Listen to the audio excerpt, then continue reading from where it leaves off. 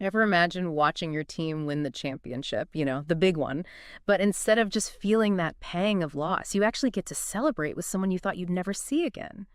And I'm not talking about a hazy memory. I'm talking about a vibrant, almost real AI recreation of a loved one who's passed on. It's like something straight out of Black Mirror. Yeah, it's definitely got that sci-fi vibe to it for sure. Oh.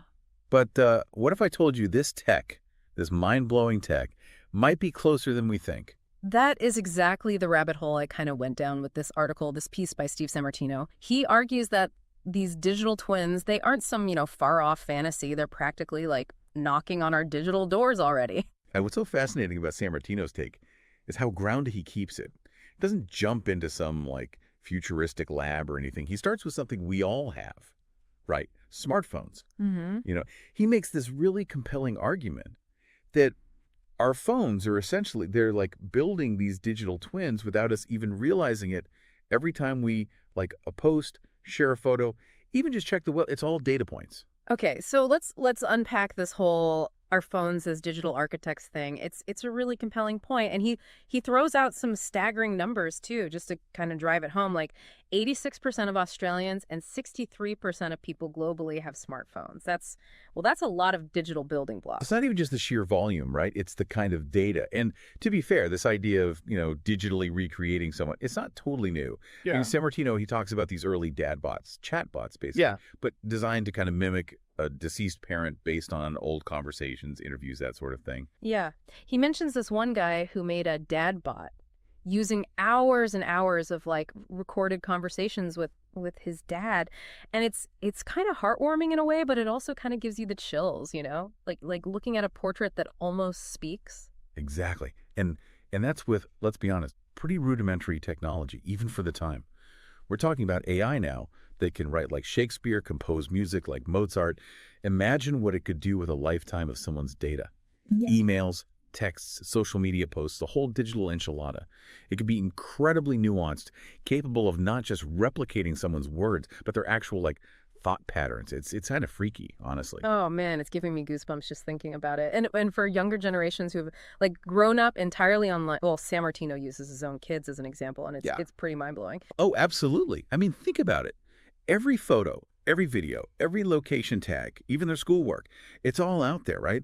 Floating around in the digital ether, creating this crazy detailed record of their lives. It's like a digital footprint on steroids. Every click, upload, it all adds to it, and it's all building towards this unintentional digital twin, whether they or we like it or not. Yeah, and he kind of breaks down this whole process of creating these digital twins into ingredients, which I thought was a really helpful way to kind of visualize it. He talks about how... It is a good analogy, right? You've got the data itself, which is kind of the raw ingredients, photos, videos, text messages, all that juicy stuff. Juicy is an interesting word choice. Well, it's the good stuff, right? The stuff that makes us. And then you've got, on the other hand, the AI. And that's like this, I don't know, a high-powered oven, maybe. Mm-hmm. It takes those raw ingredients, all that beta, and bakes it into something complex, something nuanced, something that really, truly reflects the person, behind the data. It's like, whoa. Yeah. Okay, so, and when Sammartino really gets into the specifics of those ingredients, of what goes into that oven, well, it's kind of mind-blowing how much information, how much they can, squeeze out of these seemingly insignificant data points.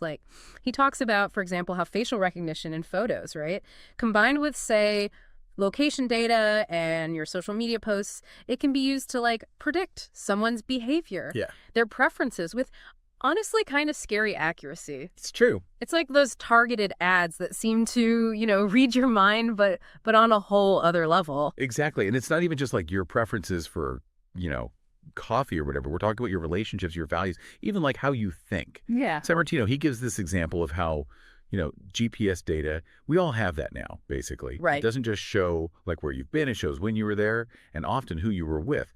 So it's building this intricate web of your connections, your routines. It's a lot. It really is.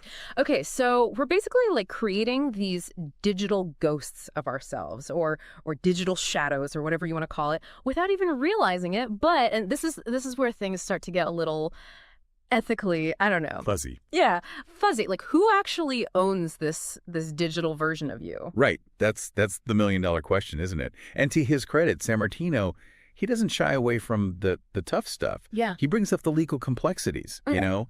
The potential for misuse is huge. Imagine someone creating a digital twin of, say, a celebrity, but without their consent. The ethical implications are, I mean... Huge. Or even just on a personal level, you know? Like, do our families have rights to our digital selves after we're gone? Could they sue a company for, like, access? Could we end up paying to talk to these digital versions of our loved ones?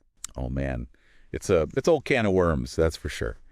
And it raises, you know, even bigger questions, I think, about what it means to even be human, you know, in a world where our digital selves and our physical selves are becoming more and more intertwined every day. Yeah, and Sammartino, he points out, I think rightfully so, that where there's this kind of ethical ambiguity, right? There's usually a profit motive lurking somewhere in the background. Somebody's going to try to make a lot of money off of this technology. Oh, absolutely. I mean, will it be like the big tech companies? They're already sitting on like mountains of our data. Right. Or, you know, is it going to be some scrappy startup that figures out how to make these digital twins even more realistic, even more us, you know? Yeah. And where do we, the so-called data generators? Yeah. Right? Where do we fit into this whole equation? Do we even get a say in how our digital selves are used?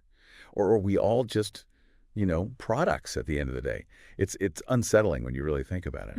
It's almost like we're all like unknowingly starring in this reality show where the prize is.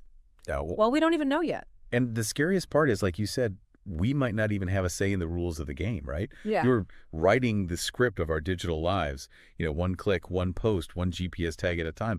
But who's, like, directing the movie? That's the question that keeps me up at night, honestly. It's definitely food for thought. And we've gone from, like, smartphones to, like, digital seances in record time, it feels like. But there's one more layer to this whole digital twin thing that Sammartino touches on that I find, you know, particularly intriguing. It's not just about, like, recreating the past. It's about the potential to interact with ourselves. It's like we've talked about, you know, bringing back like digital grandma for a virtual cup of tea and some cookies. But what about having a conversation with like a younger version of yourself? Okay. You know, the you who is just starting out, full of like big dreams and terrible fashion choices. Oh, man. Now that's the part that really gets the gears turning, right? The possibilities are kind of endless when you think about it. Like, what if you could actually sit down with, I don't know, the you from 5, 10, 20 years ago? Would you try to, like, warn yourself about some stuff, offer advice, or would that just mess everything up, you know? Right. Or what if you could, like, get some guidance from a future you, one who's, you know, already achieved some of those big goals, dodged some bullets you didn't even see coming? It'd be like having a personal time-traveling mentor, only hopefully without the, you know, the paradox risk. And think about the practical applications, right?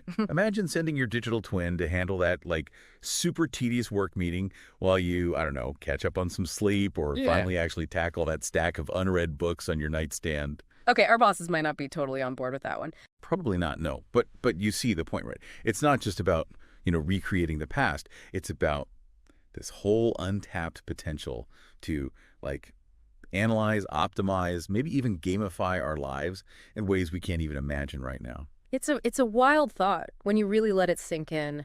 We're so used to this idea of like digital technology being this extension of ourselves, you know. But what happens when it becomes like a reflection, a tool for introspection? Or even, like you were saying, a potential future self. Right. It totally throws a wrench in our whole understanding of identity, of what it even means to be us. And it brings us back to that really core question, I think, that Sammartino keeps going back to.